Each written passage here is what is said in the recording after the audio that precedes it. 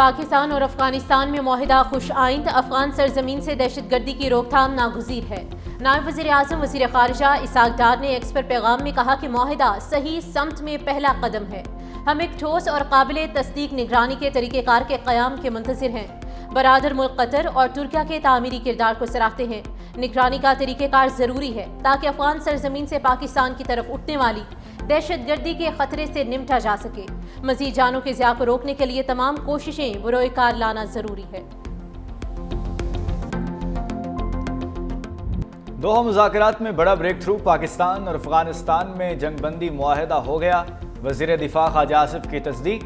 X پر post میں لکھا، پاکستان کی سرزمین پر افغانستان سے دہشت گردی کا سلسلہ فی الفور بند ہوگا، دونوں ہمسایہ ملک ایک دوسرے کی سرزمین کا احترام کریں گے۔ 25 اکتوبر کو استنبول میں دوبارہ وفود میں ملاقات ہوگی۔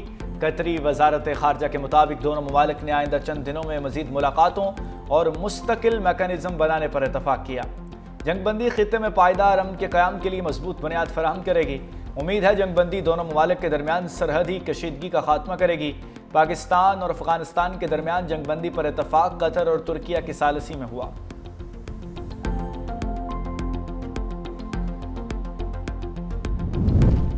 وزیر اعظم شہباز شریف کی ذاتی عمرہ میں نواز شریف سے ملاقات، دونوں رہنماؤں کے درمیان ملکی سیاسی صورتحال پر تبادلہ خیال۔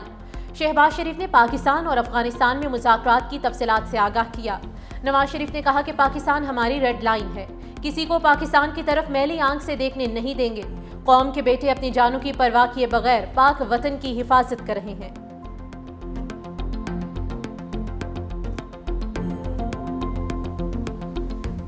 افغان طالبان اور فتنہ الخوارج کا گٹھ جوڑ بے نقاب، گرفتار افغان خودکش بمبار کے ہوشربا انکشافات۔ کہا، افغان طالبان اور فتنہ الخوارج کم عمر افغان نوجوانوں کو دہشت گردی کے لیے استعمال کر رہے ہیں۔ ہم 40 لوگ خوست میں اکٹھے ہوئے اور براستہ چوار پاکستان میں داخل ہوئے۔ ہمارا کمانڈر عمر حماس تھا جو خودکش حملوں کی تربیت دیتا تھا۔ خودکش حملے کی تربیت 3 ماہ تھی، جبکہ میں نے 1 ہفتے کی تربیت لی۔ گرفتار خودکش بمبار کی شناخت نعمت اللہ ولد موسیٰ جان کے نام سے ہوئی۔ دہشت گرد افغانستان کے صوبے قندھار کا رہائشی۔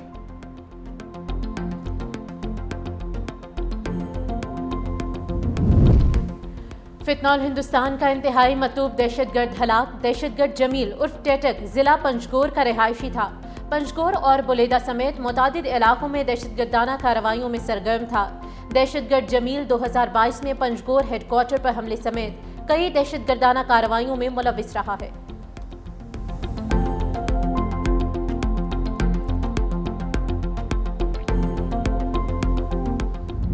پاکستان کا خلائی ٹیکنالوجی میں خود انحصاری کی جانب مضبوط قدم، پاکستان کا پہلا ہائپر اسپیکٹرل سیٹلائٹ HS-1 خلا میں روانہ۔ قومی پروگرام جدید اپلیکیشنز کے دور میں داخل ہو گیا۔ ڈائریکٹر اسپارکو ڈاکٹر شفاعت کی تاریخی کامیابی پر قوم کو مبارکباد۔ چین سے ہونے والی لانچنگ کا اسلام آباد میں اسپارکو ہیڈ کوارٹر سے براہ راست مشاہدہ۔ اسپارکو کے مطابق سیٹلائٹ زراعت، شہری ترقی اور ماحولیاتی نگرانی میں اہم کردار ادا کرے گا۔ سیلاب، لینڈ سلائیڈنگ اور دیگر قدرتی آفات کی پیشگوئی میں بھی معاون ثابت ہوگا۔ HS-1 ماحولیاتی تبدیلیوں اور ارضیاتی خطرات کی بروقت نگرانی میں مدد دے گا۔ نائب وزیر اعظم اور وزیر خارجہ اسحاق ڈار کی پاکستانی سائنسدانوں اور ٹیکنیکل ٹیم کو پیشہ ورانہ مہارت پر مبارکباد۔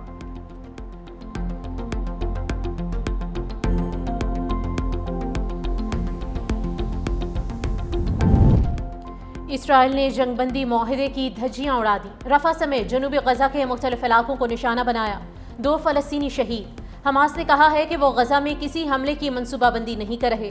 سیز فائر سے متعلق امریکہ کا بیان مسترد کر دیا، کہا امریکہ کے الزامات اسرائیلی پروپیگنڈے کی ترجمانی ہے۔ امریکہ اسرائیل کو جنگ بندی معاہدے کی خلاف ورزیوں سے روکے۔ حماس نے مزید 2 یرغمالیوں کی لاشیں اسرائیل کے حوالے کر دی۔ اسرائیل کے حوالے کی جانے والی لاشوں کی تعداد 11 ہو چکی۔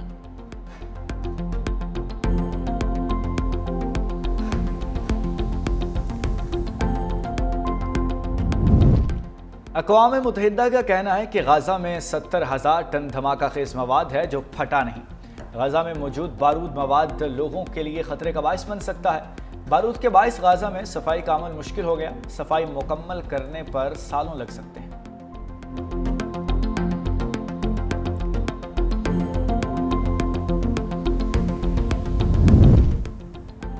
IMF پاکستان پر قومی مفاد کے خلاف کوئی شرط عائد نہیں کر سکتا۔ واشنگٹن میں پریس کانفرنس کرتے ہوئے وزیر خزانہ محمد اورنگزیب نے کہا کہ IMF اور ورلڈ بینک سے ہونے والے حالیہ مذاکرات مثبت اور تعمیری ثابت ہوئے۔ IMF پروگرام کے تحت کی گئی اصلاحات نے معیشت کو مستحکم کیا۔ 31 دسمبر تک $1.2 ارب کی قسط ملنے کی توقع ہے۔ IMF ایگزیکٹو بورڈ جلد اجلاس میں معاہدے کی منظوری دے گا۔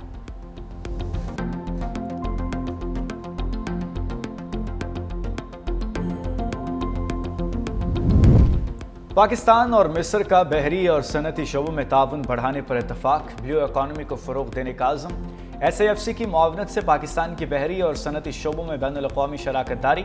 وفاقی وزیر برائے بحری امور اور مصری سفیر میں اہم ملاقات۔ وزیر بحری امور کی فریقہ وسطی ایشیا اور مصر میں پاکستانی ہاؤسز قائم کرنے کی تجویز۔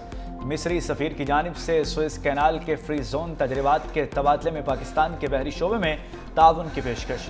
ملاقات میں دو طرفہ تجارت کو فروغ دینے کا بھی عزم کیا گیا۔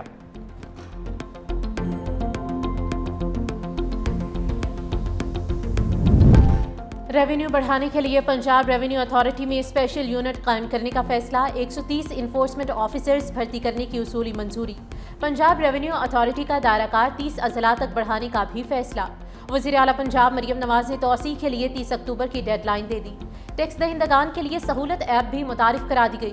وزیر اعلیٰ پنجاب مریم نواز نے کہا کہ ایمانداری سے ٹیکس دینے والوں کو پریشان نہ کیا جائے۔ ٹیکس ریونیو میں شفافیت یقینی بنانے کی بھی ہدایت۔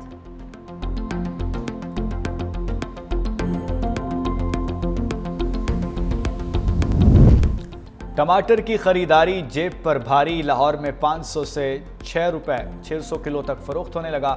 کراچی سمیت سندھ میں ٹماٹر کی قیمت 560 روپے فی کلو ہو گئی۔ کوئٹہ میں شہری 400 روپے کلو خریدنے پر مجبور ہو گئے۔ صارفین کی انتظامیہ سے ذخیرہ اندوزوں کے خلاف کارروائی کا مطالبہ۔ خواتین کا ٹماٹر کی جگہ دہی اور املی کا استعمال۔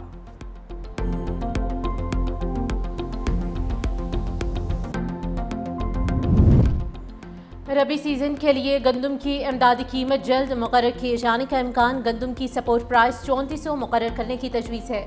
وفاق اور صوبائی حکومتیں رواں برس گندم خریدیں گی۔ گندم کی یکساں سپورٹ پرائس کے لیے صوبوں اور وفاق کے درمیان مشاورت جاری۔ وفاقی حکومت 15 لاکھ ٹن گندم خریدے گی۔ گندم کی سرکاری خریداری سے متعلق جلد ہی فیصلہ کیا جائے گا۔ تجویز ہے کہ Sindh 10 lakh ton, Punjab 2.5 million ton گندم خریدے گا۔ گزشتہ 2 سیزن سے گندم کی خریداری نہیں کی گئی۔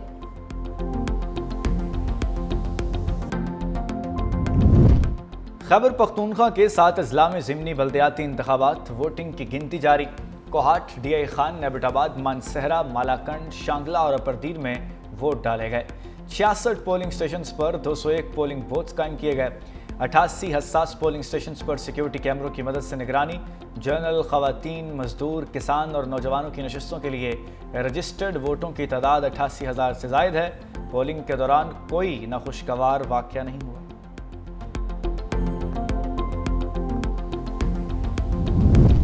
خیبر پختونخوا پولیس کا پہلا سنائپر اسکواڈ تیار۔ ایلیٹ فورس میں شامل سنائپر اسکواڈ بڑھتی دہشت گردی کے پیش نظر تیار کیا گیا۔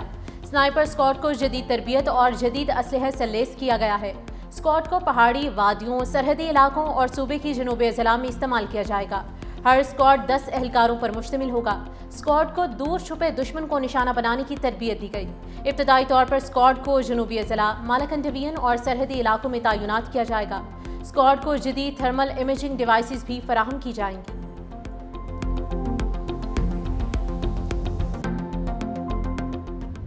ISPR کا نیا نغمہ قوم کے شہیدوں تمہیں سلام ریلیز کر دیا گیا۔ وطن پر جان نچھاور کرنے والے شہداء کو زبردست خراج عقیدت۔ قومی نغمے میں وطن عزیز کی بقا اور دہشت گردی کے خاتمے کے لیے جان دینے والے شہداء کو پوری قوم کا سلام پیش کیا گیا۔ معصوم بچوں اور خواتین کی شہادت کو بھی خراج عقیدت پیش کیا گیا۔ قومی نغمے میں خون کے آخری قطرے تک وطن کے لیے قربانیاں دینے کے عزم کا یاد۔